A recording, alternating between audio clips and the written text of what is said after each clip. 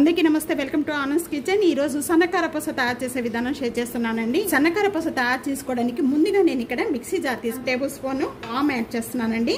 1 table spoon జీరా, 1 table spoon కారం, ఇక్కడ 1 table spoon salt. ఇవన్నీ కూడా యాడ్ చేసిన వెంటనే కూడా బాగా మెత్తగా చేసేసుకోండి. ఈ విధంగా మెత్తగా చేసుకోవాలండి. ఈ విధంగా ఒక పెద్ద ట్రే తీసుకోండి. పిండి కలుపుకోవడానికి ఏ గ్లాస్తో అయితే పిండి తీసుకుంటారో అదే గ్లాస్తో ఒక బియ్యం పిండి, ఒక గ్లాస్తో శనగపిండి అలా తీసుకోవాలి. రెండు కూడా మనం కలిపి తీసుకుంటే చాలా క్రిస్పీగా చాలా టేస్ట్గా ఉంటాయి. జల్లించి తీసుకున్న శనగపిండి ఇక్కడ నేను మనం శనగపిండి ఎంత తీసుకున్నామో సేమ్ 1 గ్లాసు బియ్యం పిండి అండి. 1 టేబుల్ స్పూన్ నెయ్యి యాడ్ చేస్తున్నాను. ఇదంతా కూడా దీంట్లో యాడ్ చేసేస్తున్నాను. మొత్తం ఈ విధంగా బాగా కలిపేసుకోవాలి.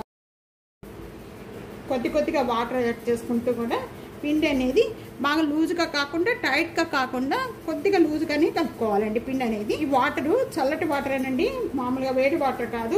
పిండి అనేది ఈ విధంగా కలుపుకోవాలి.